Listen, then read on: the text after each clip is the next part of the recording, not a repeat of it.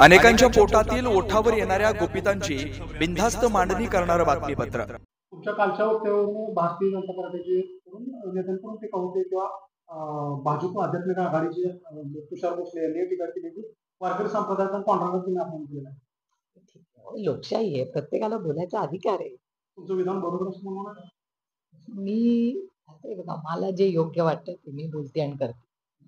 माझी ना ईडी ना सीबीआय, मी काय कोणाला काय केलं नाही। आणि मी रामकृष्ण हरिवाली, सगळ्यांना माहिती आहे माझं पांडुरंगाचं आणि माझं काय नातं आहे। आणि लोकांना माझ्यावर एका सशक्त लोकशाहीमध्ये माझ्यावर टीका करायचा अधिकार आहे।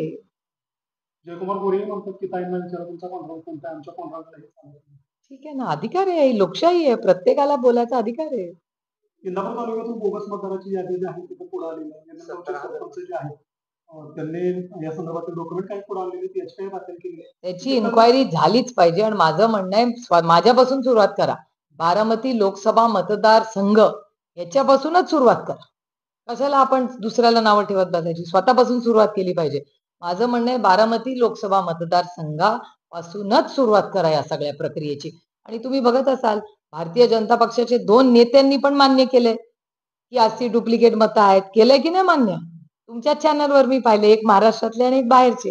याचा अर्थ काहीतरी गडबड आहेच ना, म्हणून तर म्हणताय। आणि आपला तर डेटाच पाहिलाय, राहुल गांधींनी तुम्हाला डेटा दाखवलाय, आमचे अशोक बापूंनी डेटा दाखवला आहे, पनवेलला जे बाळाराम पाटील आहेत त्यांनी डेटा दाखवला। हा सगळं तुमच्या चॅनलवर आहे।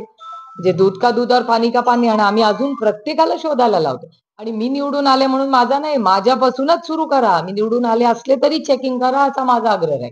बेधडक निर्भीड बिनधास्त मांडणी करणारा खबऱ्या लाईव्ह।